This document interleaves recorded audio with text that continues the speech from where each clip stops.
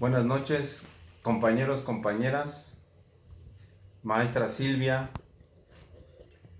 Mi nombre es Raúl Saavedra Villa, soy alumno de la licenciatura en Derecho Burocrático, que estoy estudiando en el Instituto Nacional de Estudios Sindicales y de Administración Pública.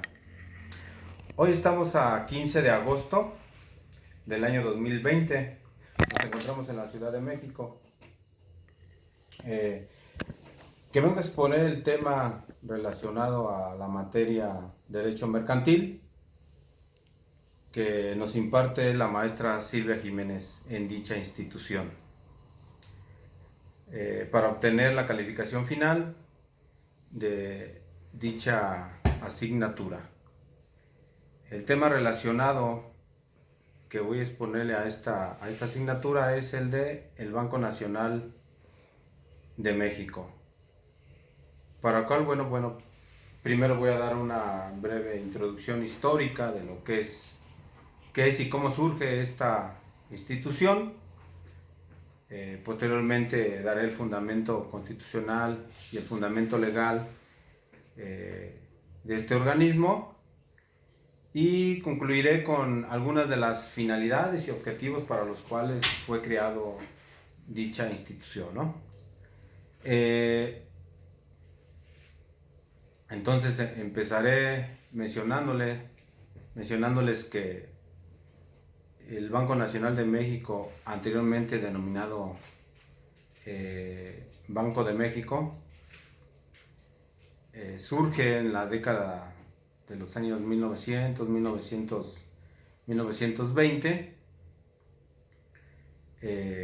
a petición del entonces presidente Venustiano Carranza. El presidente Venustiano Carranza es quien acuña la idea de contar que México cuente con una institución de estas características, ¿no?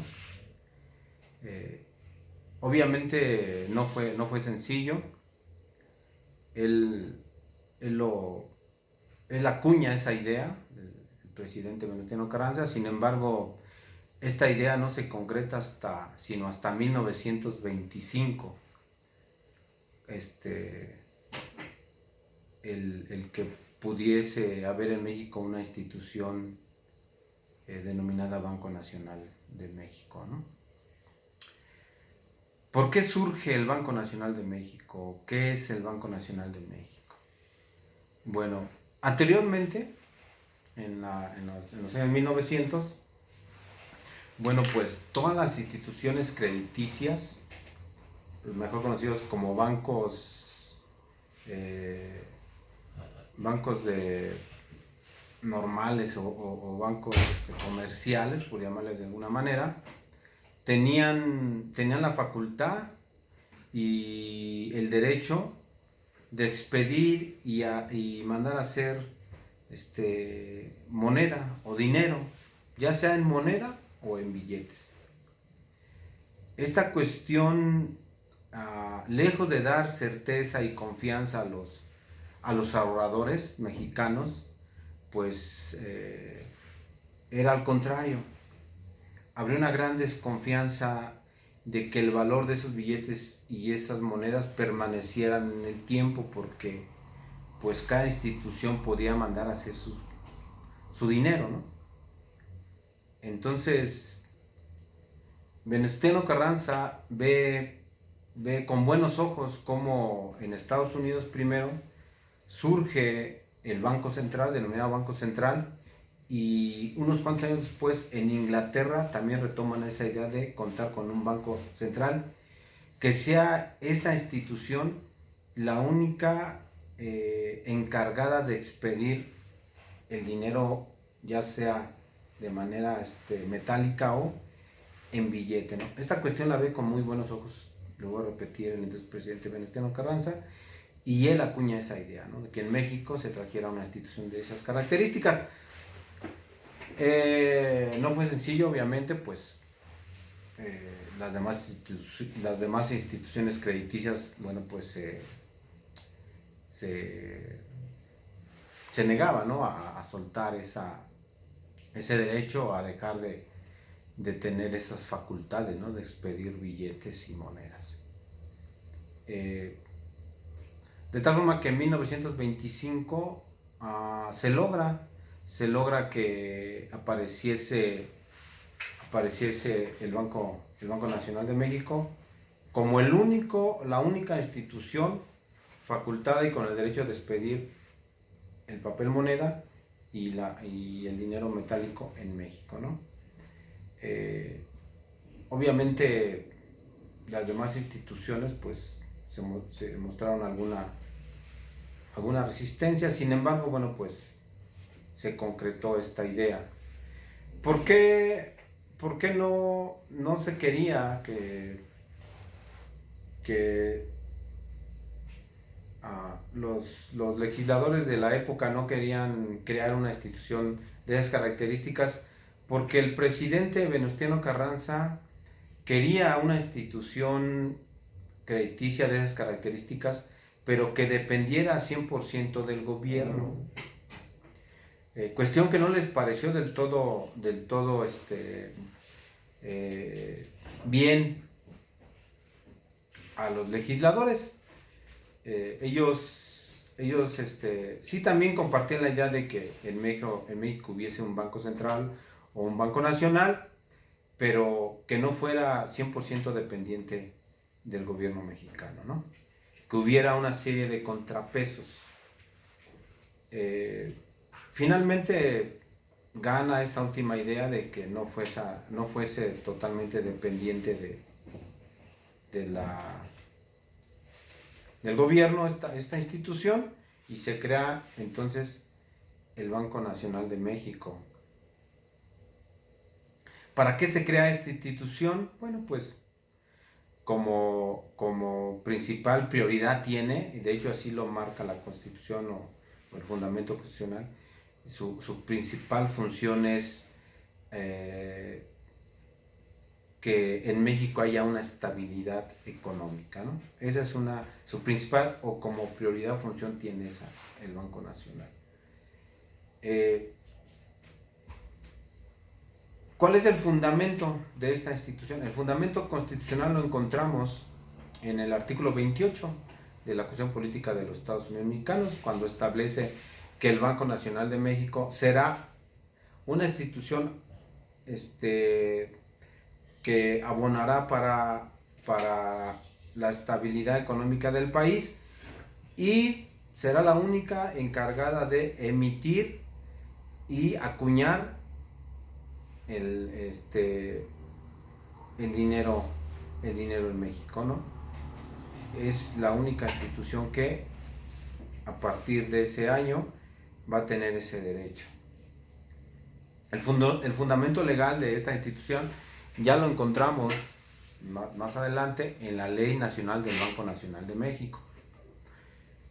Esos son los dos fundamentos jurídicos que le dan personalidad jurídica al Banco Nacional.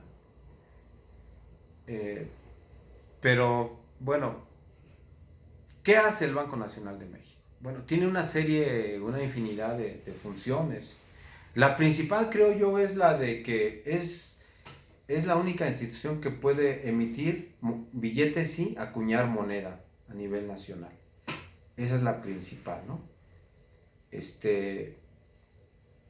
Otra finalidad que tiene es mantener una estabilidad económica para que no haya devaluaciones en México. Si entendemos a la devaluación, o si nos remitimos a una definición de devaluación, que es el aumento constante de los precios de las mercancías en México, bueno, pues esta institución, una de sus prioridades es mantener baja la devaluación, ¿no? o que no haya tales devaluaciones. ¿Qué más hace el Banco Nacional de México? Bueno, decir es el artículo 28 constitucional sufre una reforma en el año de 1994. donde se plasma que el Banco Nacional de México gozará de autonomía propia en sus funciones y en su administración. Esa reforma es muy importante porque anterior a 1994 el Banco Nacional de México no gozaba de tal autonomía, de tal manera que una de sus funciones, o sí, una de sus funciones, y prácticamente era obligatorio, era darle o hacerle préstamos al gobierno de la República, ¿no? Como dependía 100% prácticamente del gobierno, pues le tenía que hacer préstamos al arbitrio de este. Una vez surge esa reforma, en 1994, ya el Banco Nacional de México no está obligado a darle préstamos al gobierno federal o hacerle préstamos al gobierno federal. Tan es así que van más de 20 años que el Banco Nacional de México no le hace un préstamo al gobierno federal, ¿no? Pues ya sus razones ellos tendrán, ¿no? El Banco Nacional de México también, otra de sus funciones funge como, o más bien dentro del Banco Nacional de México hay una tesorería gubernamental, que en esa tesorería gubernamental van a colocarse o van a dar ahí todos los recursos que provienen de los impuestos que le cobran a todos los mexicanos. Es una tesorería que recauda todo ese tipo de impuestos, ¿no? Todo ese dinero. A cambio de ello, bueno, pues al Ejecutivo Federal, bueno, pues el Banco Nacional le paga un pequeñísimo interés por manejo de ese dinero, ¿no? También funge como recaudador de el dinero o de los dólares que provienen por la venta del petróleo. Este es un punto muy importante porque este Banco Nacional directamente recauda, o hacia él van directamente ese dinero que proviene de la venta del petróleo, porque el dinero que proviene de la venta del petróleo es en dólares. Entonces el gobierno no tiene necesidad de llevarlos a otras instituciones, y no es tan importante en esa cuestión la paridad del cambio peso-dólar, ¿no? Porque llevan directamente al Banco Nacional esos dólares, a como esté ese cambio. Bueno, pues el Banco Nacional de México los recauda, ¿no? También otra función muy importante que tiene el Banco Nacional de México es en la administración de los recursos económicos de toda la nación mexicana, ¿no? En la actualidad, en las arcas del Banco Nacional de México, por llamarlo de una manera, se encuentran aproximadamente casi 180,000 millones de dólares, ¿no? Casi 180,000 millones de dólares. Esta situación le da a México una gran confianza a nivel mundial, ¿no? Es un país que tiene o goza de confianza económica para otros países, ¿no? ¿Dónde tiene ese dinero el Banco Nacional de México? Es otro punto muy importante. ¿Lo tiene físico? ¿Lo tiene en sus bodegas? No lo tiene, no lo tiene ahí tangible, pues. Ah, ese es otro punto a lo que también se dedica el Banco Nacional de México. Ese dinero el Banco Nacional lo tiene en inversiones. Prácticamente la mitad de ese dinero lo tiene invertido en la compra, fíjense ustedes bien como la compra de deuda pública de otros países. Es decir, el Banco Nacional de México va, por decir, a Estados Unidos y compra deuda pública de Estados Unidos. Va a Alemania y compra deuda pública que haya adquirido el gobierno alemán. ¿Por qué lo hace principalmente de estas economías o de estos países? Porque son países que garantizan prácticamente el pago de esta deuda pública, ¿no?, a México.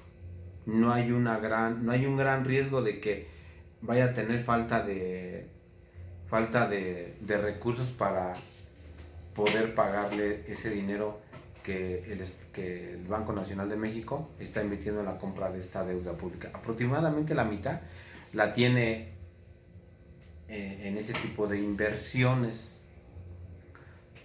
Otra parte, prácticamente tres cuartos más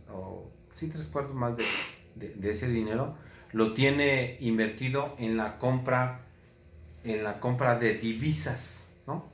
Recordaremos, compañeros, que ya el maestro en derecho económico nos explicó lo que eran las divisas, y a grandes rasgos son todas las monedas o monedas extranjeras, ¿no?, como el dólar, el euro, el yen.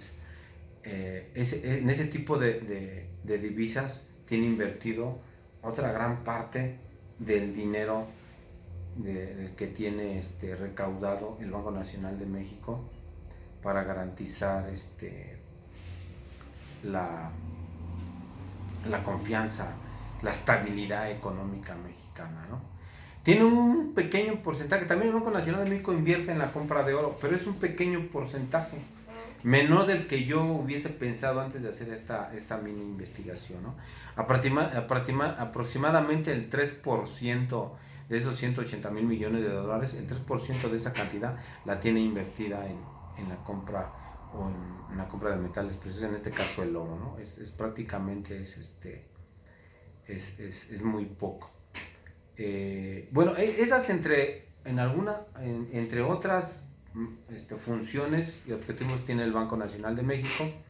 Muy importante, compañeros, yo les recomiendo que de verdad hagamos un esfuerzo por leer la Ley Nacional del Banco de México y echarles un clavadito en todo lo que son sus funciones, todo lo que son sus objetivos, porque bueno, pues es importante lo conozcamos nosotros como estudiosos del derecho. Pues no da para más el tiempo, eran 15 minutos, creo que ya me pasé por ahí 2 minutos. Bueno, les agradezco su atención, muchísimas gracias a todas y a todas, espero haya sido explícito en mi exposición. Muchísimas gracias, maestra Silvia, y bueno, pues estoy para servirles a todos, compañeros, compañeras.